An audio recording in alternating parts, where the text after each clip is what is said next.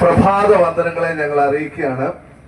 എനിക്കറിയാം ഈ കവലയിൽ മിക്കവാറും എല്ലാ ദിവസവും ആരെങ്കിലും വന്ന് ഇവിടെ ഈ രീതിയിൽ സുവിശേഷം അറിയിക്കാറുണ്ട്. അതുകൊണ്ട് തന്നെ സുവിശേഷ സന്ദേശം നിങ്ങൾക്കാർക്കും വലിയ പുതുമയുള്ള സന്ദേശമല്ല. അനേകരിലൂടെ സുവിശേഷം കേട്ടിട്ടുള്ള ഒരു ദേശമാണ് ഈ കണിയാമ്പാറ ദേശം. മാത്രവുമല്ല, എൻ്റെ അനേക സുഹൃത്തുക്കൾ ഇവിടെ ഉള്ളതുകൊണ്ട് അവര് പറയാറുണ്ട്, ആദ്യകാലത്ത് സായിപ്പന്മാരൊക്കെ ഈ ദേശത്ത് വന്നപ്പോൾ ആദ്യമേ സുവിശേഷം കേട്ട ഒരു നാട് ഈ ദേശത്ത് അനേക സ്ഥലങ്ങളില് സായിപ്പന്മാരുടെ ഒക്കെ പ്രവർത്തന ഫലമായിട്ട് സുവിശേഷം എത്തുകയും യേശുവിനെ കുറിച്ച് വ്യക്തമായി കേൾക്കുകയൊക്കെ ചെയ്തതുകൊണ്ട് അനേക ദൈവവിശ്വാസികളുള്ള ഒരു ദേശമാണ് ഈ കണിയാമ്പാറ ദേശം. എന്നാൽ ദൈവാത്മാവിന്റെ നിയോഗത്താൽ ഇന്ന് ഞങ്ങൾ ഇവിടേക്ക് കടന്നു വന്നു എന്നേ ഉള്ളൂ. തീർച്ചയായും ദൈവത്തിന് അതിന്മേൽ ഒരു പദ്ധതി ഉണ്ട് എന്ന് തന്നെ ഞാൻ കരുതുകയാണ്. തിരക്കുള്ള സമയമാണ്. അതുകൊണ്ട് തന്നെ അധിക സമയം എടുക്കാതെ എന്റെ മനസ്സിൽ വന്ന ഒരു ചെറിയ ആലോചന ദേശനിവാസികളായ നിങ്ങളുമായിട്ട് പങ്കുവെക്കുവാൻ ഞാൻ ആഗ്രഹിക്കുന്നു. ഇത് നിങ്ങൾക്കൊരു പ്രയോജനമായി തീരട്ടെ. ഒരു പക്ഷേ നിങ്ങളോട് സംസാരിക്കുന്ന സംസാരമായി, സന്ദേശമായി, ദൈവം നിങ്ങളോട് സംസാരിക്കുന്ന സന്ദേശമായി തീരട്ടെ എന്ന് ഹൃദയത്തിൽ നിന്ന് പ്രാർത്ഥിക്കുന്നു. ഒരു പരസ്യവാചകം പറഞ്ഞുകൊണ്ട് ഞാൻ ആരംഭിക്കുവാനായിട്ട് ആഗ്രഹിക്കുന്നു. പണ്ടൊക്കെ പലപ്പോഴും കേൾക്കാറുള്ള ഒരു പരസ്യവാചകമാണ് സൈക്കിൾ ബ്രാൻഡ് അഗർബത്തി എന്ന് പറഞ്ഞുകൊണ്ടൊരു അഗർബത്തിയുടെ, ഒരു ചന്ദനത്തിരിയുടെ പരസ്യം. ആ പരസ്യം ഇങ്ങനെയാണ്: പ്രാർത്ഥിക്കാൻ എല്ലാവർക്കും ഒരു കാരണമുണ്ട്. പ്രത്യേകിച്ച് ഈ കാലഘട്ടത്തിലാണെങ്കിൽ നമുക്കറിയാം എല്ലാവർക്കും പ്രാർത്ഥിക്കാൻ ഒരു കാരണമുണ്ട്. ഇപ്പോൾ ഒരുപക്ഷെ ഞങ്ങൾ സുവിശേഷവുമായിട്ട് ഇങ്ങനെ വരുമ്പോൾ പല കുഞ്ഞുങ്ങളും ഉള്ളൊരുങ്ങി പ്രാർത്ഥിക്കുന്ന ദിവസങ്ങളാണ്. 10ാം ക്ലാസ്സിൽ പരീക്ഷ എഴുതുന്ന കുഞ്ഞുങ്ങൾ, 12ാം ക്ലാസ്സിൽ പരീക്ഷ എഴുതുന്ന കുഞ്ഞുങ്ങൾ, ഇനി ഉയർന്ന ക്ലാസ്സുകളിലേക്ക് പ്രവേശിക്കുന്ന കുഞ്ഞുങ്ങളൊക്കെ ഞങ്ങളെ കാണുമ്പോൾ ഇപ്പം ഓടി വന്ന് പറയും, അങ്കിളെ ഞങ്ങൾക്ക് വേണ്ടി പ്രാർത്ഥിക്കണം, ഞങ്ങളുടെ പരീക്ഷ അടുക്കുകയാ, ഞങ്ങൾ പഠിക്കാൻ നല്ല ഓർമ്മശക്തി കിട്ടാൻ, നല്ല മാർക്ക് കിട്ടാൻ ഞങ്ങൾക്ക് വേണ്ടി പ്രാർത്ഥിക്കണമെന്ന് പറയുന്ന കുഞ്ഞുങ്ങൾ ഒരുപാടുണ്ട്. വിദേശത്ത് മക്കളും പ്രിയപ്പെട്ടവരുമുള്ളവര്, ഇസ്രായേലിൽ പ്രിയപ്പെട്ടവർ ജോലി ചെയ്യുന്നവര്, അവരിപ്പോൾ ഉള്ളുരുകി പ്രാർത്ഥിച്ചുകൊണ്ടിരിക്കുക. ഓരോ ബോംബ് വീണു എന്ന് കേൾക്കുമ്പോഴും, ഓരോ മിസൈൽ വന്ന് പതിച്ചു എന്ന് പറയുമ്പോഴും വിദേശത്തെ മക്കളുള്ള മാതാപിതാക്കളുടെ ഉള്ളം നീറുക. അവര് പറയുക, ഞങ്ങൾക്ക് വേണ്ടി, ഞങ്ങളുടെ മക്കൾക്ക് വേണ്ടി പ്രാർത്ഥിക്കണമെന്ന് പറയുക. ഈ നാളുകളിൽ തലമുറയ്ക്ക് വേണ്ടി പ്രാർത്ഥിക്കാത്തവർ ഇല്ല എന്ന് തന്നെ പറയാം. കാരണം ഓരോ സ്ഥലങ്ങളിൽ നിന്നും കേൾക്കുന്ന വാർത്തകൾ ഭീതിപ്പെടുത്തുന്നതാ. കുഞ്ഞുങ്ങൾ മൊബൈൽ ഫോണിന് അടിമയായിത്തീരുന്നു, കുഞ്ഞുങ്ങൾ മദ്യത്തിനും മയക്കുമരുന്നിനും അടിമയായിത്തീരുന്നു, സമൂഹത്തിൽ സമാധാനമില്ല, സന്തോഷമില്ല. ഇങ്ങനെ ഓരോ വിഷയങ്ങളാണ് പലർക്കും പ്രാർത്ഥിക്കുവാനായിട്ട്. അതുകൊണ്ട് നമ്മൾ സൈക്കിൾ ബ്രാൻഡിൽ പറഞ്ഞ അതേ വാക്ക് ഞാൻ ഒന്നുകൂടെ ആവർത്തിക്കുക: പ്രാർത്ഥിക്കാൻ എല്ലാവർക്കും ഒരു കാരണമുണ്ട്. അപ്പോൾ ഞാൻ പറഞ്ഞല്ലോ, പലപ്പോഴും ആളുകൾ ഞങ്ങളുടെ അടുത്ത് വന്നിട്ടാ പ്രാർത്ഥിക്കാൻ പറയുന്നത്. ഞങ്ങളെ കാണുമ്പോൾ പ്രിയമുള്ള ആളുകൾക്ക് ചിലപ്പോൾ ഒരു തോന്നൽ വരാം, ഇവര് ദൈവത്തോട് ഇത്തിരി അടുത്ത ആളുകളാ, ഇവരിങ്ങനെ ബൈബിളും പിടിച്ചുകൊണ്ട് നടക്കുന്നതല്ലേ, സുവിശേഷം പറഞ്ഞുകൊണ്ട് നടക്കുന്നതല്ലേ, അതുകൊണ്ട് ഇവര് പ്രാർത്ഥിച്ചാൽ ദൈവം പെട്ടെന്ന് കേൾക്കുമെന്നുള്ള ഒരു ചിന്ത ഒരു പക്ഷേ എന്നെ കേൾക്കുന്നവരായി നിങ്ങൾക്കുണ്ടാകാം. അതുകൊണ്ടൊക്കെയാ ഞങ്ങളെ കാണുമ്പോൾ ഞങ്ങളെ ദൈവദാസന്മാർ എന്നുള്ള ബഹുമാനത്തോടെ പ്രാർത്ഥിക്കുവാൻ ഞങ്ങളോട് ആവശ്യപ്പെടുന്നു. ഒരു കാര്യം ഞാൻ പറയാൻ, പ്രിയമുള്ളവരെ, പ്രാർത്ഥിക്കുന്നതിന്റെ ഗുണം, പ്രാർത്ഥിക്കുന്നതിന്റെ ശക്തി, പ്രാർത്ഥിച്ചാൽ ദൈവം പ്രവർത്തിക്കുമെന്നുള്ളതിന്റെ തെളിവ് മറ്റൊരിടത്തും പോയി ചോദിക്കേണ്ട ആവശ്യമില്ല. ജീവിതത്തിലെ പച്ചയായ യാഥാർത്ഥ്യങ്ങൾ അനുഭവിച്ചറിഞ്ഞ ഞങ്ങൾക്ക് ഉറക്കെ പറയുവാനായിട്ട് സാധിക്കും. മക്കളെ, സഹോദരങ്ങളെ, പ്രിയമുള്ളവരെ, ഒരു ദൈവമുണ്ട്, ജീവിക്കുന്ന ഒരു ദൈവമുണ്ട്, പ്രാർത്ഥന കേൾക്കുന്ന ഒരു ദൈവമുണ്ട്, പ്രാർത്ഥനയ്ക്ക് ഉത്തരം നൽകുന്ന ഒരു ദൈവമുണ്ട് എന്ന് ഞങ്ങൾക്ക് അനുഭവത്തിന്റെ വെളിച്ചത്തിൽ ജീവിതത്തിൽ നിന്ന് അനുഭവിച്ചറിഞ്ഞതുകൊണ്ട് പറയുവാനായിട്ട് സാധിക്കുന്നു. ഈ സുവിശേഷവുമായി നടക്കുന്ന ഞങ്ങളുടെ കാര്യങ്ങളൊക്കെ എങ്ങനെയാണ് നടക്കുന്നതെന്ന് ഒരുപക്ഷെ നിങ്ങൾ ചിന്തിക്കുമായിരിക്കും. ഞങ്ങൾക്ക് ഉറപ്പിച്ചു പറയുവാൻ സാധിക്കും, ഞങ്ങളുടെ ആവശ്യങ്ങൾ അറിയുന്ന ഒരു ദൈവം, കാക്കയെ പുലർത്തുന്ന ദൈവം, പറവയെ പുലർത്തുന്ന ഒരു ദൈവം, ആ ദൈവം ഞങ്ങളെ പുലർത്തുന്നുണ്ടെങ്കിൽ അതും ഞങ്ങളുടെ ജീവിതത്തിൽ ഒരു തെളിവാ. ഒരു ദൈവമുണ്ട്, പ്രാർത്ഥനയ്ക്ക് ഉത്തരം നൽകുന്ന ഒരു ദൈവമുണ്ട് എന്ന് ഞങ്ങൾ അനുഭവിച്ചറിഞ്ഞതാ. അനേക പ്രിയപ്പെട്ടവരുടെ രോഗക്കിടക്കയിൽ കടന്നു എന്ന് പ്രാർത്ഥിച്ചതിന്റെ അനുഭവം മുമ്പിൽ നിർത്തിക്കൊണ്ട് ഞങ്ങൾക്ക് പറയുവാനായിട്ട് സാധിക്കും. പരമ വൈദ്യനായ, തീർച്ചയായും രോഗിക്ക് വൈദ്യനെ കൊണ്ട് ആവശ്യമുണ്ട്. ഹോസ്പിറ്റലുകളും മരുന്നുകളും ഒക്കെ രോഗികൾക്ക് വേണ്ടിയാണ്. എന്നാൽ പല ഡോക്ടർമാർ പറയുന്ന ഒരു വാക്കുണ്ട്: ഞങ്ങളൊക്കെ ഡോക്ടർമാരാ, പക്ഷേ ഡോക്ടർമാർക്ക് മീതെയുള്ള ഒരു പരമവൈദ്യനുണ്ട്. ആ പരമവൈദ്യന്റെ ആണ് ഏറ്റവും വലിയ ശക്തിമാൻ. അതുകൊണ്ട് തന്നെ ഓപ്പറേഷൻ ചെയ്യുന്ന ഡോക്ടർമാരാകട്ടെ, രോഗികളെ ചികിത്സിക്കുന്ന ഡോക്ടർമാരാകട്ടെ, ഒട്ടുമിക്ക ഡോക്ടേഴ്സും ദൈവവിശ്വാസവും ഉള്ളവരാ, ദൈവത്തിൽ ആശ്രയമുള്ളവർ. എന്റെ സുഹൃത്തുക്കളായിട്ട് അനേക ഡോക്ടേഴ്സ് ഉണ്ട്. അവർ പറയാറുള്ള ഒരു വാക്കുണ്ട്, സഹോദര, ഞങ്ങൾ ഈ കാര്യം ഓപ്പറേഷൻ ചെയ്യാനായിട്ട് പോവുകയാ, ഞങ്ങൾക്ക് വേണ്ടി പ്രാർത്ഥിക്കണം. അപ്പോൾ വിദ്യാഭ്യാസമുള്ളവർ, അറിവുള്ളവർ, അവര് പോലും പറയുന്നുണ്ട്, ഞങ്ങളൊക്കെ ഈ ദൈവത്തിന്റെ കൈകളിലെ കേവലം ഒരു ആയുധങ്ങൾ മാത്രമാ. പരമവൈദ്യൻ, പരമശക്തിമാൻ ഒരേ ഒരു വ്യക്തിയേ ഉള്ളൂ, അത് ദൈവമാ. ഇനി ഞാൻ പറഞ്ഞു വന്നതിലേക്ക്, എന്റെ വിഷയത്തിൽ നിന്ന് ഞാൻ ഇച്ചിരി അത് വ്യതിചലിച്ചു പോയതുകൊണ്ട് ഞാൻ പറയാൻ പോകുന്ന വിഷയം ഒന്ന് പറയട്ടെ. 3 കാര്യങ്ങൾക്ക് ഉത്തരം നൽകാനായിട്ടാണ് ഞാൻ ഇന്ന് നിങ്ങളുടെ മുമ്പിൽ വന്നിരിക്കുന്നത്. ഒന്ന്, ആര് പ്രാർത്ഥിച്ചാലാണ് ദൈവം കേൾക്കുക? ഞാൻ ആദ്യമേ നിങ്ങളോട് പറഞ്ഞല്ലോ, ഞങ്ങളെയൊക്കെ കാണുമ്പോൾ നിങ്ങൾക്കൊരു തോന്നൽ വരും, ഇവര് ദൈവദാസന്മാരാ, ഇവര് പ്രാർത്ഥിച്ചാലായിരിക്കും ദൈവം കേൾക്കുക എന്ന്. അങ്ങനെയാണെങ്കിൽ പ്രിയമുള്ളവരെ, ഞാൻ ഇങ്ങനെ ഒരു വാക്ക് പറഞ്ഞുകൊണ്ട് ആ വിഷയം ഒന്ന് അവതരിപ്പിക്കാനായിട്ട് ആഗ്രഹിക്കുന്നത്, ദൈവത്തിന് അങ്ങനെ ഒരു മുഖപക്ഷവുമുള്ള വ്യക്തിയല്ല. അപ്പൊ ദൈവത്തിന് മുഖപക്ഷം ഇല്ല എങ്കിൽ ആര് പ്രാർത്ഥിച്ചാലും ദൈവം കേൾക്കണ്ടേ? അങ്ങനെയാണെങ്കിൽ അതുകൊണ്ട് ഞാൻ ആ വിഷയം നിങ്ങളുടെ ചിന്തയ്ക്കായിട്ട് വിട്ടുകൊണ്ട് ഒന്നുകൂടി ആവർത്തിക്കുക. അല്പനിമിഷം കൊണ്ട് നമ്മളൊന്ന് ചിന്തിക്കും, ആര് പ്രാർത്ഥിച്ചാലാ ദൈവം കേൾക്കുന്നത്? രണ്ടാമത് നമ്മൾ ചിന്തിക്കാൻ പോകുന്നത്, എങ്ങനെ പ്രാർത്ഥിച്ചാലാണ് ദൈവം കേൾക്കുന്നത്? മൂന്നാമത് നമ്മൾ ചിന്തിക്കാൻ ആഗ്രഹിക്കുന്നത്, എവിടെ പോയി പ്രാർത്ഥിച്ചാലാ ദൈവം കേൾക്കുന്നത്? 3 കാര്യം. ഇത് വിശദമായിട്ട് മണിക്കൂറുകളിൽ നിന്നും ഞാൻ പറയുവാനല്ല കേട്ടോ. ഞാൻ പറയുമ്പോൾ തന്നെ ഈ 3 കാര്യം നിങ്ങൾക്ക് മനസ്സിലാക്കാനായിട്ട് സാധിക്കും. ആര് പ്രാർത്ഥിച്ചാൽ ദൈവം കേൾക്കും, എങ്ങനെ പ്രാർത്ഥിച്ചാൽ ദൈവം കേൾക്കും, എവിടെ പോയി പ്രാർത്ഥിച്ചാൽ ദൈവം കേൾക്കും. ഈ 3 വിഷയത്തിന് ഉത്തരം നൽകുമ്പോൾ എന്റെ പ്രിയമുള്ളവരെ, എന്റെ കേൾവിക്കാരായ നിങ്ങൾക്ക് അത് വലിയ ആശ്വാസമായി തീരുമെന്ന് ഞാൻ ഉറപ്പ് നൽകുക. ദയവായിട്ട് എന്റെ സന്ദേശം നിങ്ങൾ കേൾക്കണമേ. ആദ്യം ചോദിച്ച ചോദ്യത്തിലേക്ക് ഞാൻ മടങ്ങി വരികയാണ്. ആര് പ്രാർത്ഥിച്ചാലാ ദൈവം കേൾക്കുക? ഉത്തരം ഞാൻ നിങ്ങളോട് പറയട്ടെ, ദൈവത്തിന് അങ്ങനെ ഒരു മുഖപക്ഷവുമില്ല. ആര് പ്രാർത്ഥിച്ചാലും ദൈവം കേൾക്കും. മനുഷ്യനായി പിറന്ന ഏത് വ്യക്തി പ്രാർത്ഥിച്ചാലും കേൾക്കുന്ന ഒരു വ്യക്തിയാ വലിയവനായ ദൈവം. അപ്പൊ നിങ്ങൾ ചോദിക്കുക, എന്നിട്ട് എന്തേ എന്റെ പ്രാർത്ഥന ദൈവം കേട്ടില്ലല്ലോ? പ്രിയമുള്ളവരെ, ഞാൻ ഇങ്ങനെ പറയട്ടെ, ദൈവം പ്രാർത്ഥന കേൾക്കണമെങ്കിൽ നമ്മളുടെ കുഴപ്പമല്ല, നമ്മൾ ഏത് മനുഷ്യരാണ്, ഏത് മതത്തിൽപ്പെട്ടവരാണെന്നുള്ളതൊന്നും ദൈവത്തിനൊരു പ്രശ്നമല്ല. മതത്തിന്റെ വേലിക്കെട്ടുകളും മതത്തിന്റെ അതിരുകളൊക്കെ മനുഷ്യനാ സൃഷ്ടിച്ചത്. ദൈവത്തിന്റെ മുമ്പിൽ ഒരു മതവുമില്ല. ദൈവം സ്നേഹിക്കുന്ന ആരെയാണെന്ന് ചോദിച്ചാൽ വിശുദ്ധ ബൈബിൾ ഇപ്രകാരം ഒരു വാക്കാ പറയുന്നത്, മനുഷ്യനെ ദൈവം സ്നേഹിക്കുന്നു, ലോകത്തെ ദൈവം സ്നേഹിക്കുന്നു. ഇന്ന മതക്കാരെ എന്നല്ല, മനുഷ്യനെ, അല്ലെങ്കിൽ ലോകത്തിലുള്ള സകലവിധ നാനാജാതി മത വർണ്ണ വർഗ വ്യത്യാസമില്ലാതെ എല്ലാ മനുഷ്യനെയും സ്നേഹിക്കുന്ന ഒരു ദൈവമാ ഞങ്ങൾ ഉയർത്തിപ്പിടിച്ചിരിക്കുന്ന ഈ ബൈബിൾ ലോകത്തോട് വിളിച്ചു പറയുന്ന ദൈവം. അപ്പോൾ ഞാൻ ചോദിക്കട്ടെ, എന്നിട്ട് എന്താ ദൈവം എന്നെ സ്നേഹിക്കുന്നുണ്ടോ എന്ന് ദൈവദാസൻ പറഞ്ഞല്ലോ, എന്നിട്ട് എന്താ എന്റെ പ്രാർത്ഥന ദൈവം കേൾക്കാത്തത്? പ്രിയമുള്ളവരെ, കർത്താവായ യേശു ക്രിസ്തുവിന് ചില ശിഷ്യന്മാരുണ്ടായിരുന്നു, നമുക്കൊക്കെ അറിയാവുന്ന കാര്യമാണ്. ഈ ശിഷ്യന്മാർ കർത്താവിന്റെ കൂടെ ദീർഘനാളുകൾ യാത്ര ചെയ്തപ്പോൾ അവർക്കും ആഗ്രഹം, അവരുടെ ജീവിതത്തിൽ യേശു ക്രിസ്തു പ്രാർത്ഥിക്കുന്നത് കണ്ടിട്ടുണ്ട്. അതുകൊണ്ട് അവര് യേശുവിന്റെ അടുക്കൽ ഒരിക്കൽ ചെന്നു.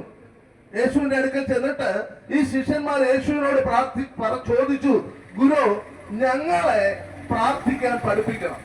അപ്പോൾ യേശു തന്റെ ശിഷ്യന്മാരെ പ്രാർത്ഥിക്കാനായിട്ട് പഠിപ്പിച്ചപ്പോൾ ആദ്യമേ ഒരു കാര്യം ഇങ്ങനെ പറഞ്ഞു, നിങ്ങൾ പ്രാർത്ഥിക്കുമ്പോൾ ഒരു കാര്യം പ്രാർത്ഥിക്കണം, നിങ്ങൾ സ്വർഗത്തിലേക്ക് നോക്കിയിട്ട്, ഒരുപക്ഷെ കർത്താവ് പറഞ്ഞ വാക്ക് ഇപ്രകാരമായിരുന്നു, നിങ്ങളുടെ വീടിന്റെ ഉള്ളിൽ, നിങ്ങളുടെ മുറിയിൽ കടന്ന് വാതിലടച്ച് രഹസ്യത്തിൽ കാണുന്ന നിങ്ങളുടെ പിതാവിനോട് പ്രാർത്ഥിക്കണമെന്ന കർത്താവ് പറഞ്ഞു. എന്നിട്ട് ആ പ്രാർത്ഥിക്കേണ്ട വിധം എപ്രകാരമാണെന്ന് പറഞ്ഞു. ആ പ്രാർത്ഥിക്കേണ്ട വിധം ഇപ്രകാരം ഇങ്ങനെയാണ് പറഞ്ഞത്, നിങ്ങൾ പ്രാർത്ഥിക്കേണ്ടത് സ്വർഗസ്ഥനായ ഞങ്ങളുടെ പിതാവേ എന്ന് വിളിച്ചുകൊണ്ടാണ് പ്രാർത്ഥിക്കേണ്ടത്. പലപ്പോഴും ഞങ്ങള് പല സ്ഥലങ്ങളിലേക്കും കടന്നു ചെല്ലുമ്പോൾ ആളുകളോട് ഞങ്ങൾ ചോദിക്കും, അവർ ഞങ്ങളോട് പറയും നിങ്ങൾ ഞങ്ങൾക്ക് വേണ്ടി പ്രാർത്ഥിക്കണം എന്ന് പറയുമ്പോൾ ഞങ്ങൾ തിരിച്ചു ചോദിക്കും നിങ്ങൾ പ്രാർത്ഥിക്കാറുണ്ടോ? അപ്പോൾ അവര് പറയും ഉണ്ട്, ഞങ്ങളും പ്രാർത്ഥിക്കാറുണ്ട്. തിരിച്ച് ഞങ്ങൾ ചോദിക്കും നിങ്ങൾ എന്ത് പറഞ്ഞാ പ്രാർത്ഥിക്കുന്നത്? അപ്പോൾ അവര് പറയുന്ന ഒരു വാക്കുണ്ട്, ഞങ്ങൾ കിടക്കാൻ നേരത്തും ഞങ്ങൾ എവിടെയെങ്കിലും ഒരു ദൈവാലയം കാണുമ്പോഴും ഒക്കെ ഞങ്ങൾ അവിടെ നിന്നിട്ട് പ്രാർത്ഥിക്കും, ദൈവമേ എന്റെ പ്രശ്നം മാറ്റണമേ, ദൈവമേ എന്നെ സഹായിക്കണമേ, ദൈവമേ ഞാൻ പോകുന്നതിന് എന്റെ കാര്യങ്ങൾ നടത്തണമേ എന്ന് പ്രാർത്ഥിക്കും. ഒരുപക്ഷെ എന്നെ കേൾക്കുന്ന വിവിധ ജോലികൾ ചെയ്യുന്ന പ്രിയ സഹോദരങ്ങൾ നിങ്ങളും രാവിലെ പ്രാർത്ഥിച്ചിട്ട് തന്നെയായിരിക്കും എഴുന്നേറ്റ് വന്നത്. ഇങ്ങനെയായിരിക്കും പ്രാർത്ഥിച്ചത്, ദൈവമേ ഞാൻ എന്റെ ജോലിക്ക് വേണ്ടി പോവുകയാ, എന്നെ സഹായിക്കണമേ എന്ന് പ്രാർത്ഥിച്ചിട്ടായിരിക്കും പോകുന്നത്. പക്ഷേ പ്രിയ സഹോദരങ്ങളെ, ഒരു കാര്യം നിങ്ങളുടെ വ്യക്തമായ അറിവിനായിട്ട് ഞാൻ പറയുകയാണ്, നിങ്ങള് ദൈവത്തെ ദൈവമേ എന്ന് വിളിക്കാൻ അല്ല ദൈവം ആഗ്രഹിക്കുന്നത്. പകരം വിശുദ്ധ ബൈബിൾ പല ഭാഗത്തും പറയുന്ന ഒരു വാക്കുണ്ട്, നിങ്ങൾ ദൈവത്തെ സ്വർഗസ്ഥനായ ഞങ്ങളുടെ പിതാവേ എന്ന് പറഞ്ഞാൽ പിതാവ് എന്നുള്ളതിന്റെ വാക്കിന്റെ മറ്റൊരർത്ഥം നമുക്കറിയാം, അപ്പനെന്ന്. ഇംഗ്ലീഷിലാണെങ്കിൽ ഫാദർ എന്ന്. ഞാൻ പറയട്ടെ, ദൈവത്തെ അപ്പ എന്ന് വിളിക്കാൻ, ദൈവത്തെ പിതാവേ എന്ന് വിളിക്കാൻ, ദൈവത്തെ എന്റെ ഫാദറെ എന്ന് വിളിക്കാൻ ദൈവം ഓരോ വ്യക്തിക്കും അധികാരം നൽകിയിട്ടുണ്ട്. ഇത് പറയുമ്പോൾ നിങ്ങൾക്കൊരു ചോദ്യം എന്റെ മുമ്പിലേക്ക് വരും, അതെങ്ങനെ നമുക്കൊക്കെ ദൈവത്തിന്റെ മക്കൾ എന്ന് പറഞ്ഞ് കുറെ പേരും ദൈവത്തിന്റെ മക്കളല്ലാത്ത കുറെ പേരും ഉണ്ടോ? പ്രിയമുള്ളവരെ, ഞാൻ പറയട്ടെ, മനുഷ്യരാശിയെ മുഴുവൻ സൃഷ്ടിച്ചത് വലിയവനായ ദൈവം തന്നെയാണ്. ദൈവം മനുഷ്യരാശിയെ സൃഷ്ടിച്ചതിന്റെ ഉദ്ദേശം, ദൈവം തന്റെ സാദൃശ്യത്തിലും സ്വരൂപത്തിലും ആ മനുഷ്യനെ സൃഷ്ടിച്ചു. അപ്പോൾ ഈ ലോകത്തിൽ കാണുന്ന ഏത് മനുഷ്യരെയും നോക്കിയിട്ട് പറയുവാനായിട്ട് സാധിക്കും, ഓരോ മനുഷ്യരും ദൈവ സൃഷ്ടിയാ. അങ്ങനെയുള്ള എല്ലാ മനുഷ്യരെയും ദൈവം ആഗ്രഹിക്കുന്നത് കേവലം മനുഷ്യനും ദൈവവും തമ്മിൽ ഒരകന്ന ബന്ധമല്ല, പകരം ദൈവം ആഗ്രഹിക്കുന്നത് ഓരോ മനുഷ്യനുമായിട്ട് ദൈവത്തിന് എത്രമാത്രം അടുത്ത ബന്ധം പുലർത്തുവാൻ കഴിയുമോ അത്രയും അടുത്ത ബന്ധം ദൈവം പുലർത്തണമെന്നാണ് ദൈവം ആഗ്രഹിക്കുന്നത്. എന്നെ കേൾക്കുന്ന നിങ്ങളെയൊക്കെ ദൈവം ആഗ്രഹിക്കുന്നത് മക്കൾ എന്നുള്ള സ്ഥാനത്ത് കാണുവാനായിട്ട്. അപ്പോൾ നിങ്ങൾ ചോദിക്കും, ഞാൻ ദൈവ മക്കളല്ലേ? ഒരിക്കൽ യേശുവിന്റെ മുമ്പിൽ വന്നുകൊണ്ട് ചില വ്യക്തികൾ ഇതേ ചോദ്യം ചോദിച്ചു. അവര് ചോദിച്ചു, ഞങ്ങൾ ദൈവത്തിന്റെ മക്കളല്ലേ? യേശു പറഞ്ഞു, നിങ്ങള് ദൈവത്തിന്റെ മക്കളായിട്ടാണ്, ദൈവത്തിന്റെ സൃഷ്ടികളായിട്ടാണ് മനുഷ്യരാശിയെ മുഴുവൻ സൃഷ്ടിച്ചത്. പക്ഷേ ഇപ്പോൾ നിങ്ങളുടെ ജീവിതത്തിന്റെ യാത്രയിൽ നിങ്ങൾക്ക് പറയാനായിട്ട്, നിങ്ങളെ കുറിച്ച് പറയുവാൻ കഴിയുന്നത്, നിങ്ങൾ ദൈവത്തിന്റെ മക്കളായിട്ടല്ല പലപ്പോഴും ജീവിക്കുന്നത്, പിശാചിന്റെ മക്കളായിട്ടാണ് ജീവിക്കുന്നത് പറഞ്ഞു. കാരണം എന്താണെന്ന് അറിയാമോ? ദൈവം വിശുദ്ധനാ, ദൈവം പാപം ചെയ്യാത്തവനാ. കർത്താവായ യേശുവിനെ കുറിച്ച് പറയുന്ന ഒരു വാക്കുണ്ട്, അവനിൽ പാപമില്ല എന്നാ പറയുന്നത്. അങ്ങനെയാണെങ്കിൽ പ്രിയ സഹോദരങ്ങളെ, ഹൃദയത്തിൽ പാപം കടന്നു വരുമ്പോൾ, ജീവിതത്തിൽ തെറ്റുകുറ്റങ്ങൾ കടന്നു വരുമ്പോൾ, ജീവിതം പാപത്തിന്റെ വഴിയിലേക്ക് നീങ്ങി പോകുമ്പോൾ, ദൈവം മനുഷ്യനെ തന്റെ മക്കളായി സൃഷ്ടിച്ചുവെങ്കിൽ, ദൈവം മനുഷ്യനെ കുറ്റമില്ലാത്തവരായി സൃഷ്ടിച്ചുവെങ്കിൽ, പാപത്തിന്റെ വഴികളിലേക്ക് മനുഷ്യൻ കടന്നു പോകുമ്പോൾ ദൈവത്തിന് അവരെ നോക്കിയിട്ട് എന്റെ മക്കളെ എന്ന് വിളിക്കാനായിട്ട് സാധിക്കത്തില്ല. ദൈവം ആഗ്രഹിക്കുന്നത് ഓരോ മനുഷ്യനെയും മക്കളെ എന്ന് വിളിക്കുവാനായിട്ടാണ്. ദൈവം ആഗ്രഹിക്കുന്നത് മനുഷ്യനുമായിട്ടൊരു അകന്ന ബന്ധമല്ല, പകരം ഒരു അപ്പൻ മക്കളെ കരുതുന്നത് പോലെ. കർത്താവിന്റെ വചനത്തിൽ ഒരു വാക്യം ഇപ്രകാരമുണ്ട്, സങ്കീർത്തനങ്ങളിൽ എഴുതിയിരിക്കുന്ന വാക്കുണ്ട്, അപ്പനും മക്കളോട് കരുണ തോന്നുന്നത് പോലെ യഹോവയ്ക്ക് തന്റെ ഭക്തന്മാരോട് കരുണ തോന്നുന്നു. എന്റെ സഹോദര സഹോദരി, നിങ്ങൾ പ്രാർത്ഥിക്കണമെന്ന് ദൈവം ആഗ്രഹിക്കുന്നു. പക്ഷേ ആ പ്രാർത്ഥനയ്ക്ക് മുമ്പ് ദൈവവുമായി നിങ്ങൾക്കുള്ള ബന്ധം അത് ഏത് രീതിയിലായിരിക്കണമെന്ന് ദൈവം ആഗ്രഹിക്കുന്നു, ആ രീതിയിലേക്ക് മടങ്ങി വരണമെന്ന് ദൈവം ആഗ്രഹിക്കുന്നു. ദൈവം ആഗ്രഹിക്കുന്ന ബന്ധം എന്താണെന്ന് ഞാൻ പറഞ്ഞല്ലോ. ദൈവത്തെ ഏത് സാഹചര്യത്തിലും ധൈര്യമായി കടന്നു വന്നിട്ട് അപ്പ എന്ന് വിളിക്കുവാനുള്ള ബന്ധം. ഇനി ഞാൻ ഒരു കാര്യം കൂടി പറഞ്ഞ് ആ വിഷയം നിങ്ങളെ അല്പം കൂടി മനസ്സിലാക്കാനായിട്ട് ശ്രമിക്കുക. കർത്താവായ യേശു ക്രിസ്തു ഈ ഭൂമിയിലേക്ക് കടന്നു വന്നതിനൊരു ഉദ്ദേശമുണ്ടായിരുന്നു. ആ ഉദ്ദേശം എന്താണെന്ന് വെച്ചാൽ, പാപം ചെയ്തതിലൂടെ ദൈവത്തിൽ നിന്ന് അകന്ന് ദൈവമക്കളെന്ന് വിളിക്കപ്പെടുവാൻ അർഹതയില്ലാതെ പിശാചിന്റെ മക്കളായി തീർന്ന ആ മനുഷ്യനെ അതിൽ നിന്ന് വിടുവിച്ച് പഴയ സ്വഭാവത്തിലേക്ക്, ദൈവം അവരെ ഏത് രീതിയിൽ കാണുവാൻ ആഗ്രഹിക്കുന്നു, ഞാൻ പറഞ്ഞല്ലോ മക്കളായിട്ട് കാണുവാൻ ആഗ്രഹിക്കുന്നുണ്ട്, ആ മക്കൾ എന്നുള്ള പദവിയിലേക്ക് മനുഷ്യനെ കൊണ്ടുവരുവാൻ വേണ്ടിയാണ് കർത്താവായ യേശു ക്രിസ്തു ഈ ഭൂമിയിലേക്ക് വന്നത്. വിശുദ്ധ തിരുവചനത്തിൽ ഒരു വാക്യമുണ്ട്, കാൺമിൻ നാം ദൈവമക്കൾ എന്ന് വിളിക്കപ്പെടുവാൻ പിതാവായ ദൈവം എത്ര സ്നേഹം നൽകിയിരിക്കുന്നു. അപ്പോൾ സ്വർഗത്തിലെ വലിയവനായ ദൈവം, ഈ പ്രപഞ്ചത്തെ മുഴുവൻ സൃഷ്ടിച്ചവനായ ദൈവം, അഖില ചരാചരത്തിന്റെ സൃഷ്ടിതാവായ ദൈവം ഹൃദയത്തിൽ ഒരു ആഗ്രഹം എന്നെ കുറിച്ചും എന്റെ വചനം കേൾക്കുന്ന നിങ്ങളെ കുറിച്ചും ഉണ്ട്. പ്രിയമുള്ളവരെ, ഒരു പക്ഷേ നിങ്ങളുടെ പേരുകൾ എന്തുമാകട്ടെ, ആ പേര് മാറ്റിയിട്ട് നിന്നെ എന്റെ മകനെ എന്നുള്ള പേര് വിളിച്ച്, വിശുദ്ധ ബൈബിളിൽ ഒരു വാക്യമുണ്ട് ഒരു വ്യക്തിയെ കുറിച്ച് പറഞ്ഞത്, ഞാൻ നിന്നെ ഓമന പേര് ചൊല്ലി. ഒരു അപ്പൻ മക്കളെ വിളിക്കുന്നത് പലപ്പോഴും സ്വന്തം പേരിലായിരിക്കത്തില്ല, പൊന്നെ, മുത്തേ എന്നൊക്കെ പറഞ്ഞായിരിക്കും. കാരണം ആ അപ്പന്റെ മക്കളോടുള്ള സ്നേഹം പ്രകടിപ്പിക്കുന്ന വാക്കുകളാ ഈ ഓമന പേരിലൂടെ പലപ്പോഴും തെളിഞ്ഞു വരുന്നത്.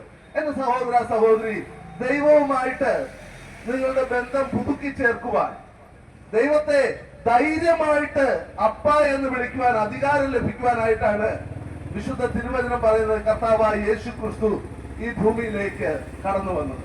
കർത്താവായ യേശുവിന്റെ അടുക്കൽ ഒരിക്കൽ ഒരു വ്യക്തി കടന്നു വന്നിട്ട് ഇങ്ങനെ ചോദിച്ചു, ഗുരു, നിത്യജീവനെ പ്രാപിക്കേണ്ടതിന് ഞാൻ എന്ത് ചെയ്യണം?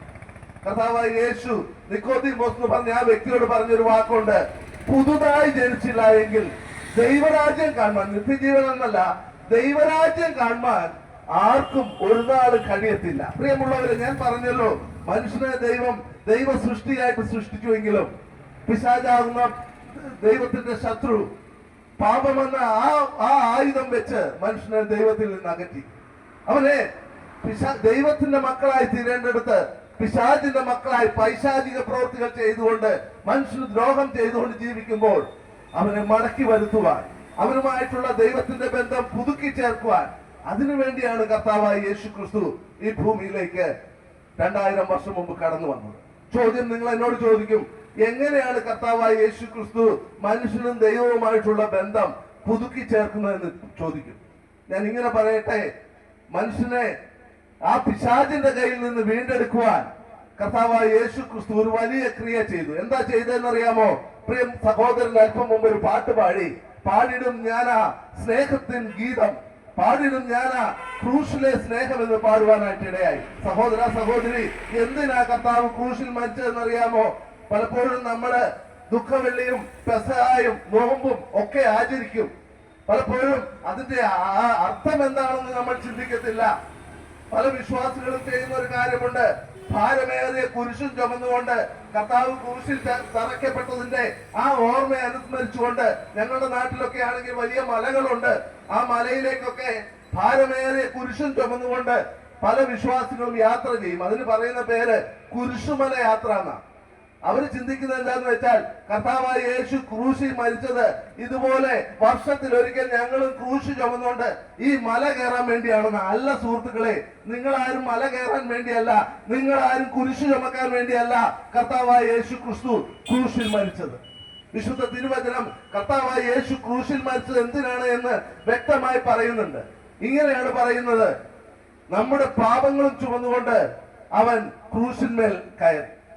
എന്റെ സുഹൃത്തെ, സഹോദര, ചില നാളുകൾക്ക് മുമ്പ് എന്റെ ജീവിതത്തിന്റെ ചെറുപ്പത്തിൽ ഈ സത്യം എനിക്ക് മനസ്സിലാക്കാനായിട്ട് സാധിച്ചു. ഞാൻ പാപിയാണ്. ജീവിതത്തിൽ അറിഞ്ഞും അറിയാതെയും സ്വഭാവത്താൽ തന്നെ ജീവിതത്തിൽ പാപിയായി തീർന്ന മനുഷ്യനാ ഞാനും നമ്മൾ ഓരോരുത്തരും. എന്നാൽ കർത്താവായ യേശു ക്രിസ്തു ഇന്നേക്ക് 2000 വർഷം മുമ്പ് കാൽവരി ക്രൂശിൽ പരമയാഗമായി തീർന്നതിന് ഒരു ലക്ഷ്യമുണ്ടായിരുന്നു. അത് എന്റെയും നിങ്ങളുടെയും പാപം പരിഹരിക്കുക എന്നുള്ളതായിരുന്നു. കർത്താവായ യേശു ക്രിസ്തുവിന്റെ മരണത്തെ ഒരു പേര് ചൊല്ലി വിളിക്കാറുണ്ട്. എന്ത് മരണം എന്നാണെന്ന് അറിയാമോ? പ്രായശ്ചിത്ത മരണം എന്ന കർത്താവായ യേശുവിന്റെ മരണത്തെ കുറിച്ച് പറയുന്നത്. എന്താ പ്രായശ്ചിത്ത മരണം എന്ന് പറഞ്ഞാൽ അതിന്റെ അർത്ഥം?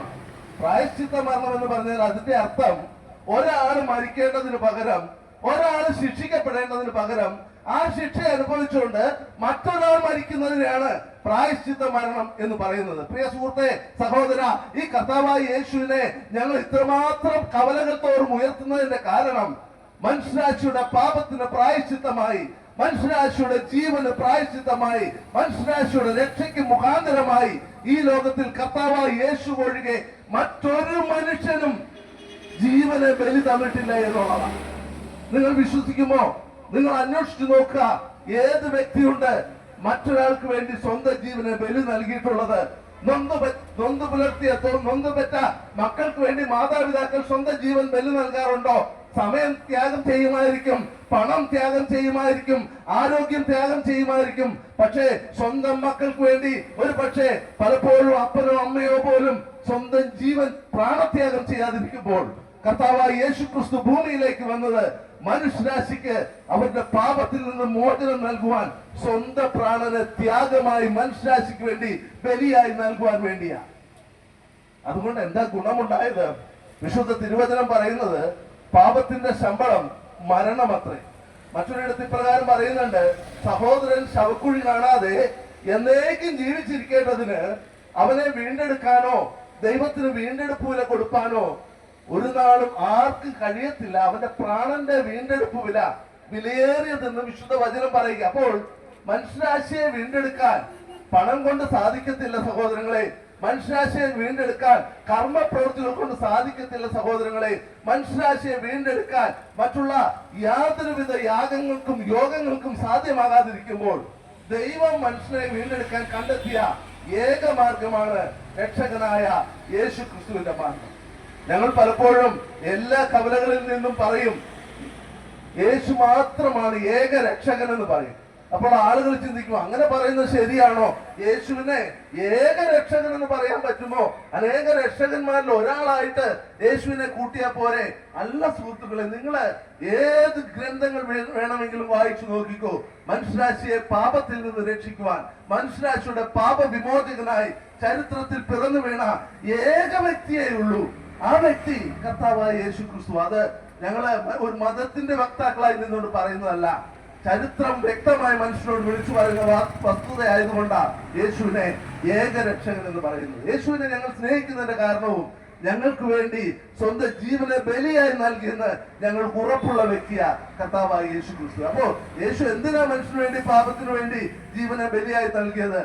ലക്ഷ്യമുണ്ട് കേട്ടോ.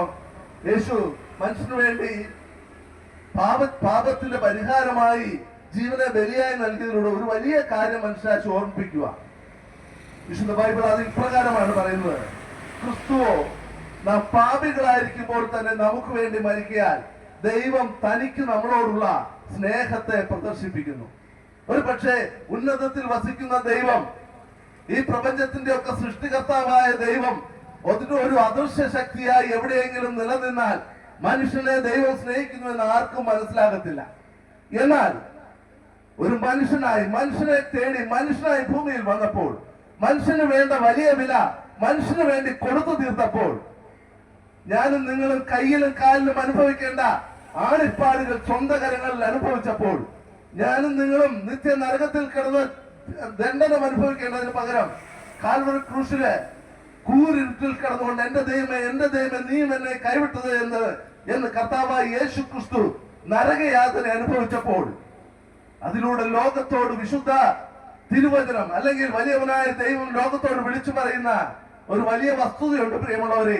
അത് ഇതാണ്, മകനെ മകളെ ഞാൻ നിന്നെ സ്നേഹിക്കുന്നു. ഞാൻ പറഞ്ഞു, പ്രപഞ്ച സൃഷ്ടിതാവായ ദൈവം ഒരു അദൃശ്യ ശക്തിയായി നിലകൊണ്ടുകൊണ്ടിരുന്നാൽ മനുഷ്യനോടുള്ള സ്നേഹത്തെ പ്രകടിപ്പിക്കുവാനായിട്ട് സാധിക്കത്തില്ല. എന്നാൽ സകലത്തിന്റെയും സൃഷ്ടിതാവായ ദൈവം ഒരു മനുഷ്യനായ ഭൂമിയിൽ വന്നപ്പോൾ, സകലത്തിന്റെയും സൃഷ്ടിതാവായ ദൈവം എനിക്കും നിങ്ങൾക്കും വേണ്ടി ക്രൂശിൽ മരിക്കപ്പെട്ടപ്പോൾ, സകലത്തിന്റെയും സൃഷ്ടിതാവായ ദൈവം ആകാശത്തിനും ഭൂമിക്കും മധ്യേ കാൽവറി ക്രൂശിൽ യാഗമായി തൂങ്ങിക്കിടക്കുമ്പോൾ, ആ വിരിച്ച കരങ്ങൾ ലോകരാശിയോട് വിളിച്ചു പറയുന്ന ഒരു വലിയ വസ്തുതയുണ്ട്, ഇത്രമാത്രം ഞാൻ നിന്നെ സ്നേഹിക്കുന്നു. എന്റെ സുഹൃത്തുക്കളെ, ഈ ക്രൂശിന്റെ അടുക്കലേക്ക് നിങ്ങളൊന്ന് വരണം. ക്രൂശിന്റെ അടുക്കൽ വന്ന് ആ ക്രൂശിൽ തൂങ്ങിക്കിടക്കുന്ന കർത്താവായ യേശുവിനോട് ചോദിക്കുകയാണ് എന്ന് വെച്ചോ, കർത്താവേ എന്തിനാ ഈ ക്രൂശിൽ അങ്ങ് തൂങ്ങിക്കിടക്കുന്നത്? എന്റെ സഹോദര സഹോദരി, നിന്നെ നോക്കിയിട്ട് കർത്താവ് പറയും, മോനെ നിനക്ക് വേണ്ടിയാ. എന്തിനാ അങ്ങ് ക്രൂശിൽ തൂങ്ങിക്കിടക്കുന്നത്? കർത്താവ് പറയും, നിന്നെ സ്നേഹിക്കുന്നത് കൊണ്ടാ. എന്തിനാ അങ്ങ് ക്രൂശിൽ തൂങ്ങിക്കിടക്കുന്നത്? കർത്താവ് പറയും, നിന്നെ വീണ്ടെടുക്കാനാ. എന്തിനാ അങ്ങ് ക്രൂശിൽ തൂങ്ങിക്കിടക്കുന്നത്? നിന്റെ പാപത്തിന് പരിഹാരത്തിന് മറ്റൊരു മാർഗം ഇല്ലാത്തത് കൊണ്ടാ എന്ന് കർത്താവ് പറയും. ചില നാളുകൾക്ക് മുമ്പ് എന്റെ ചെറുപ്പത്തിലെ ഈ വസ്തുത എനിക്ക് മനസ്സിലാക്കാനായിട്ട് സാധിക്കും. ഇനി ഒരു കാര്യം കൂടി പറയട്ടെ. ഈ സ്നേഹം, ഞാൻ ആദ്യം പറഞ്ഞു, വിശുദ്ധ തിരുവചനത്തിൽ പറഞ്ഞൊരു വാക്ക്, കാണ്മിൻ നാം ദൈവമക്കൾ എന്ന് വിളിക്കപ്പെടുവാൻ പിതാവ് എത്ര വലിയ സ്നേഹം നൽകിയിരിക്കുന്നു. കർത്താവായ യേശു ക്രിസ്തു ഈ ഭൂമിയിലേക്ക് വന്നതിനും കർത്താവായ യേശു ക്രിസ്തു ക്രൂശിൽ മരിച്ചതിനും ഒക്കെ ഒരു ലക്ഷ്യമുണ്ട്. മനുഷ്യരാശിയോട് ദൈവത്തിനുള്ള സ്നേഹം മനുഷ്യൻ മനസ്സിലാക്കണം. പ്രിയമുള്ളവരെ, ആ സ്നേഹം മനസ്സിലാക്കുമ്പോൾ എന്ത് ചെയ്യുമെന്നറിയാമോ? നമ്മൾ ദൈവസ്ഥലത്തിലേക്ക് വരും. കർത്താവിനോട് പറയും, കർത്താവെ, ഞാൻ ഇത് അംഗീകരിക്കുന്നു. കാൽവരി ക്രൂശിൽ അങ്ങ് ക്രൂശിതനായത് എനിക്ക് വേണ്ടിയാണ് എന്ന് ഞാൻ അംഗീകരിക്കുന്നു. കാൽവരി ക്രൂശിൽ അങ്ങ് വേദനപ്പെട്ടത് ഞാൻ കരയേണ്ട സ്ഥാനത്താണ് എന്ന് ഞാൻ അംഗീകരിക്കുന്നു. ഞാൻ പാപിയാണ് എന്ന് ഞാൻ സമ്മതിക്കുന്നു കർത്താവെ. എന്നാൽ ഇന്നേക്ക് 2000 വർഷം മുമ്പ് പാപിയായ എന്നെ തേടി അങ്ങ് വന്നല്ലോ. പാപിയായ എന്റെ പാപത്തിന്റെ പരിഹാരത്തിനായി അങ്ങ് ക്രൂശിൽ മരിച്ചല്ലോ. ഞാൻ ഇത് അംഗീകരിക്കുന്നു എന്ന് നിങ്ങളൊന്ന് പറഞ്ഞു നോക്കിക്കേ. വിശുദ്ധ തിരുവചനം അതിനെക്കുറിച്ച് ഇപ്രകാരം ഒരു വാക്കുണ്ട്: അവനെ കൈക്കൊണ്ട് അവന്റെ നാമത്തിൽ വിശ്വസിക്കുന്ന ഏവർക്കും ദൈവമക്കളാകുവാൻ അവൻ അധികാരം കൊടുത്തു. അപ്പോൾ ദൈവം മനുഷ്യനെ കുറിച്ച് ആഗ്രഹിക്കുന്നത് നിങ്ങൾ പ്രാർത്ഥിക്കുന്നത് കേൾക്കണമെന്ന് തന്നെയാണ്. ദൈവത്തിന് പക്ഷഭേദമില്ല. ഉയർന്നവൻ പ്രാർത്ഥിച്ചാൽ അല്ലെങ്കിൽ താണവൻ പ്രാർത്ഥിച്ചാൽ കേൾക്കത്തില്ല, അങ്ങനെയില്ല. വെള്ള ഉടുപ്പിട്ടവൻ പ്രാർത്ഥിച്ചാലേ കേൾക്കുകയുള്ളൂ എന്ന് ദൈവത്തിനില്ല. പുരോഹിതന്മാർ പ്രാർത്ഥിച്ചാലേ കേൾക്കത്തുള്ളൂ എന്ന് ദൈവത്തിനില്ല. ജീവിതത്തില് പുണ്യപ്രവൃത്തികൾ ചെയ്തിട്ട് നീ പ്രാർത്ഥിച്ചാലേ കേൾക്കത്തുള്ളൂ എന്ന് ദൈവത്തിനില്ല. ദൈവം പ്രാർത്ഥന കേൾക്കുന്ന ആരുടെയാണെന്ന് ചോദിച്ചാൽ ദൈവവുമായിട്ട് മക്കൾ എന്നുള്ള ബന്ധത്തിലേക്ക് കടന്നു വന്ന വ്യക്തികൾ, അവരാരുമാകട്ടെ, അവരുടെ നിറം എന്തുമാകട്ടെ, അവരുടെ ഭാഷ എന്തുമാകട്ടെ, അവർ ഏത് സംസ്കാരത്തിൽ വളർത്തപ്പെട്ടവരുമാകട്ടെ, അവരെ ദൈവം സ്നേഹത്തോടെ വിളിക്കും എന്റെ മക്കളെ എന്ന്. അങ്ങനെയുള്ളവർക്ക് വേണ്ടിയാ കർത്താവായ യേശു ഈ ഭൂമിയിലേക്ക് കടന്നു വന്നത്. എന്തിനാ ഞങ്ങൾ സുവിശേഷം പറയണമെന്ന് വെച്ചാൽ നിങ്ങളെ ആരെയും ഒരു മതത്തിൽ നിന്ന് മറ്റൊരു മതത്തിലേക്ക് മാറ്റാനല്ല പ്രിയമുള്ളവരെ. പകരം നിങ്ങളെ അപ്പനായിട്ട്, നിങ്ങളുടെ മക്കളായി കാണുവാൻ ആഗ്രഹിക്കുന്ന ഒരു അപ്പൻ ഉണ്ടെന്നുള്ളത് ഹൃദയത്തിൽ നിന്ന്, ഈ പുസ്തകത്തിൽ നിന്ന് വിളിച്ചു പറയാനാ. നിങ്ങളുടെ പേര് മാറിയത് കൊണ്ട്, നിങ്ങളുടെ മതം മാറിയത് കൊണ്ട്, മറ്റൊന്നും മാറിയത് കൊണ്ട് ഒരു മാറ്റവും ഉണ്ടാകത്തില്ല. പക്ഷേ നിങ്ങൾ ദൈവവുമായിട്ടുള്ള ആ ബന്ധമൊന്ന് മാറിയാൽ, ദൈവത്തെ അകന്ന ഒരു ശക്തിയായി കാണുന്നതിന് പകരം, ദൈവത്തെ ചില വ്യക്തികളുടെ മാത്രം കുത്തകയായിട്ട് കാണുന്നതിന് പകരം, ഈ ദൈവവും എന്റെയും കൂടിയാണ് എന്ന് ഉൾക്കൊണ്ടുകൊണ്ട് ദൈവത്തിന്റെ മക്കളായി തീരുവാനുള്ള അവകാശം വിശുദ്ധ തിരുവചനം പറയുന്നത്, അവനെ കൈക്കൊണ്ട് അവന്റെ നാമത്തിൽ വിശ്വസിച്ച് ഏവർക്കും, അതിനകത്ത് ഒരു വ്യത്യാസവുമില്ല. പാപികൾ എന്ന് പറയുന്നത് എല്ലാവരുമാ, അതേപോലെ തന്നെ രക്ഷിക്കപ്പെടുന്നവരും എല്ലാവരും. അതിനകത്ത് ഒരു വ്യത്യാസവും ദൈവത്തിനില്ല. മനുഷ്യനാ വ്യത്യാസങ്ങളുള്ളൂ. അങ്ങനെയുള്ള ആ ദൈവത്തെയാണ് ഞങ്ങൾ ഇവിടെ ഈ ദേശത്ത് ഉയർത്തുവാനായിട്ട് ആഗ്രഹിക്കുന്നത്. നിങ്ങളെ മക്കളായി കാണാൻ, നിങ്ങളെ പ്രിയമക്കളായി കാണാൻ, നിങ്ങളെ വീണ്ടെടുക്കുവാൻ വില കൊടുത്ത ഒരു കർത്താവ്, ആ കർത്താവിനെ ഞങ്ങൾ ഈ ദേശത്ത് വന്ന് ഉയർത്തും. എന്തിനു വേണ്ടിയാണെന്ന് അറിയാമോ? ഞാൻ ആദ്യം പറഞ്ഞു, പ്രാർത്ഥിക്കാൻ എല്ലാവർക്കും ഒരു കാരണമുണ്ട്. പക്ഷേ ആരോട് പ്രാർത്ഥിക്കണമെന്ന് ചോദിച്ചാൽ ഞങ്ങൾക്ക് പറയാൻ പറ്റും, നിങ്ങളുടെ അപ്പനായിട്ട് ദൈവം തീർന്നതിന് ശേഷം ആ ദൈവത്തോട് നിങ്ങൾ പ്രാർത്ഥിക്കും. ഇനി അടുത്ത വിഷയത്തിലേക്ക് ഞാൻ വേഗത്തിൽ, ഇനി ഞാൻ അധികം സമയം എടുക്കുന്നില്ല. എവിടെ ഇരുന്ന് പ്രാർത്ഥിച്ചാൽ ആ ദൈവം കേൾക്കുക, അല്ലെങ്കിൽ എങ്ങനെ പ്രാർത്ഥിച്ചാൽ ആ ദൈവം കേൾക്കുക? ഒരു കാര്യം മാത്രം പറയുന്നുണ്ട് വിശുദ്ധ വചനം. എന്താണെന്നറിയാമോ?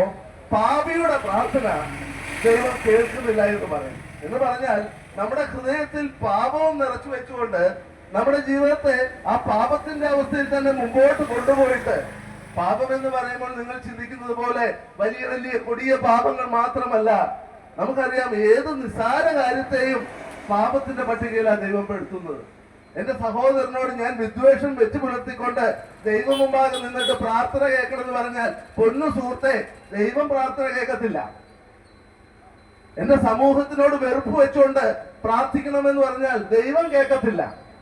നിസ്സാര കാര്യങ്ങളെ നമ്മൾ പലപ്പോഴും പാപമായിട്ട് ചിന്തിക്കുന്നില്ല. നമ്മുടെ മനസ്സില് ഒരു പട്ടികയുണ്ട്. ആ പട്ടികയിലുള്ള പാപത്തെയാ നമ്മൾ പാപം എന്നുള്ള പേര് പറഞ്ഞുകൊണ്ട്, ഓമന പേര് പറഞ്ഞുകൊണ്ട് വിളിക്കുന്നത്. പക്ഷേ ദൈവത്തിന്റെ മുമ്പിൽ നമ്മൾ കാണിക്കുന്ന നിസ്സാര കാര്യങ്ങൾ പോലും, നമുക്കറിയാമല്ലോ, ഒരു മനുഷ്യൻ മോഷ്ടാവാകുന്നത് അവൻ 1 ലക്ഷം മോഷ്ടിച്ചാൽ മാത്രമല്ല മോഷ്ടാവാകുന്നത്. പലപ്പോഴും കോടതിയിലൊക്കെ നിസ്സാര പണം മോഷ്ടിക്കുന്നവരെക്കാണ് കൂടുതൽ ശിക്ഷിക്കുന്നതെന്ന് കേട്ടിട്ടുണ്ട്. കാരണം എന്താന്ന് വെച്ചാൽ അല്പം കാര്യത്തിൽ പോലും നിനക്ക് വിശ്വസ്തത വെച്ച് പുലർത്താൻ കഴിയത്തില്ലല്ലോ എന്നാ ചോദിക്കുന്നു. അങ്ങനെയാണെങ്കിൽ പ്രിയമുള്ളവരെ, നിസ്സാര കാര്യത്തിൽ പോലുമുള്ള പാപങ്ങൾ, മനുഷ്യൻ നിസ്സാരമെന്ന് കരുതുന്ന പല പാപങ്ങളും ദൈവവുമായിട്ടുള്ള നമ്മുടെ പ്രാർത്ഥനയ്ക്ക് തടസ്സമാണ് കേട്ടോ. ചതിവ് വെച്ച് പുലർത്താതെ, വഞ്ചന വെച്ച് പുലർത്താതെ, കോപം വെച്ച് പുലർത്താതെ, പക വെച്ച് പുലർത്താതെ, ഇതിനെയൊക്കെ പാപം എന്ന ലിസ്റ്റിൽ നിങ്ങൾ പെടുത്തിയിട്ട് മദ്യപാനവും മറ്റുള്ള അനേകതും നമ്മുടെ മുമ്പിൽ നിസ്സാരമെന്ന് തോന്നാമെങ്കിലും ദൈവം മുമ്പാകെ നമ്മുടെ ശരീരത്തെ നശിപ്പിക്കുന്ന പാപങ്ങളാണ്. ഇതിനെയെല്ലാം ദൈവസന്നിധിയിൽ ഏറ്റു പറഞ്ഞിട്ട് കർത്താവായ യേശുവേ, ഈ പാപങ്ങൾ എന്നോട് ക്ഷമിക്കണമെന്നൊന്ന് പറയണം. ഈ പാപങ്ങൾക്ക് വേണ്ടിയാണ് അങ്ങ് ക്രൂശിൽ മരിച്ചെന്ന് ഞാൻ ഉൾക്കൊള്ളണം. ഉൾക്കൊണ്ടുകൊണ്ട് പാപത്തിൽ നിന്ന് മോചനം നേടിയാൽ, വിശുദ്ധവചനം പറയുന്നു, അവനിൽ നമുക്ക് അവന്റെ രക്തത്താൽ പാപത്തിൽ നിന്നുള്ള പാപമോചനം ഉണ്ടെന്ന് പറയുന്നു. കർത്താവായ യേശുവിന്റെ രക്തം സകല പാപവും പോക്കി നിങ്ങളെ ശുദ്ധീകരിക്കുന്നു പറയുമ്പോൾ, എന്റെ സഹോദര, ഈ ക്രൂശിലെ സ്നേഹത്തിലേക്ക് ഒന്ന് വന്നാൽ മതി. ക്രൂശിലെ രക്തം എന്റെ പാപത്തിന് പരിഹാരമാണെന്ന് ഉൾക്കൊണ്ടാൽ മതി.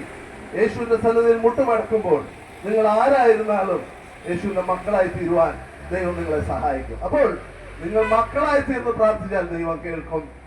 നിങ്ങൾ പാപം ഒഴിവാക്കി ജീവിതത്തിലെ പാപത്തെ ദൈവസന്നിധിയിൽ ഏറ്റുപറഞ്ഞ് പാപമോചനം പ്രാർത്ഥിച്ചാൽ ദൈവം കേൾക്കും. ഇനി എവിടെ വെച്ച് പ്രാർത്ഥിച്ചാലാ ദൈവം കേൾക്കുന്നത്? ദൈവം പ്രാർത്ഥന കേൾക്കാനായിട്ട് ഞാൻ ഏതെങ്കിലും പുണ്യസ്ഥലങ്ങൾ തേടി പോകണമോ? വേണ്ട. ഏത് പുണ്യസ്ഥലത്തേക്കാളും പുണ്യമാണ് ദൈവസന്നിധിയിൽ നിങ്ങൾ മുട്ടുമടക്കുന്ന നിങ്ങളുടെ ഭവനത്തിന്റെ ആ മനോഹരമായ അകത്തളങ്ങൾ.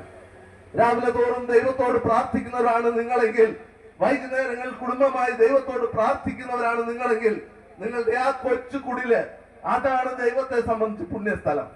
അവിടെ നിന്ന് നിങ്ങൾ ദൈവസന്നിധിയിൽ മുട്ടുമടക്കിയാൽ മതി, ദൈവം കേൾക്കും. 3 കാര്യങ്ങളാണ് ഞാൻ നിങ്ങളോട് പറഞ്ഞത്. പ്രാർത്ഥിക്കാൻ മറ്റൊരിടത്ത് നിങ്ങൾ പോകേണ്ട ആവശ്യമില്ല. നിങ്ങൾക്ക് തന്നെ ദൈവവുമായിട്ടുള്ള ബന്ധം പുലർത്താം. എങ്ങനെ? ദൈവത്തെ ധൈര്യമായി അപ്പ എന്ന് വിളിക്കാനുള്ള അധികാരത്തിലേക്ക് നിങ്ങൾ കടന്നു വരിക. എവിടെ നിന്ന് സാധിക്കും? നിങ്ങളുടെ കണ്ണുനീരിലൂടെ അത് സാധിക്കും. കർത്താവായ യേശുവേ, എനിക്ക് അങ്ങേ ആവശ്യമുണ്ട് എന്ന് പറഞ്ഞ് ദൈവസന്നിധിയിൽ കണ്ണുനീർ പൊഴിക്കുമ്പോൾ, എന്റെ പാപത്തിന് പരിഹാരമായിട്ടാണ് ക്രൂശിൽ അങ്ങ് യാഗമായി തീർന്നതെന്ന് ഞാൻ അംഗീകരിക്കുന്നു എന്ന് പറഞ്ഞ് ദൈവസന്നിധിയിൽ മുട്ടുമടക്കുമ്പോൾ, അവനെ കൈക്കൊണ്ട് അവന്റെ നാമത്തിൽ വിശ്വസിക്കുന്ന ഏവർക്കും ദൈവമക്കളാകാൻ ദൈവം അവകാശം കൊടുത്തു എന്നല്ല, അധികാരം കൊടുത്തു എന്ന് വിശുദ്ധ തിരുവചനം പറയുന്നു. സഹോദര, മക്കൾക്ക് പ്രാർത്ഥിച്ചാൽ അപ്പന് തരാതിരിക്കാനായിട്ട് സാധിക്കത്തില്ല. ഈ പുസ്തകം മറ്റൊരു കാര്യം കൂടി അത് പറയുന്നുണ്ട്. ലോകത്തിലെ ദോഷികളായ വ്യക്തികൾ മകൻ അപ്പം ചോദിച്ചാൽ കല്ലിനെ കൊടുക്കുമോ, മകൻ മീൻ ചോദിച്ചാൽ പാമ്പിനെ കൊടുക്കുമോ എന്ന് വിശുദ്ധ തിരുവചനം ചോദിച്ചിട്ട് അങ്ങനെ ഇപ്രകാരമാണ് പറയുന്നത്. അങ്ങനെ ദോഷികളായ മനുഷ്യൻ തന്റെ മക്കൾക്ക് നന്മ കൊടുക്കാൻ ആഗ്രഹിക്കുന്നുവെങ്കിൽ സ്വർഗത്തിലെ പിതാവ് തന്നോട് യാചിക്കുന്നവർക്ക് നന്മ എത്രയാണ്.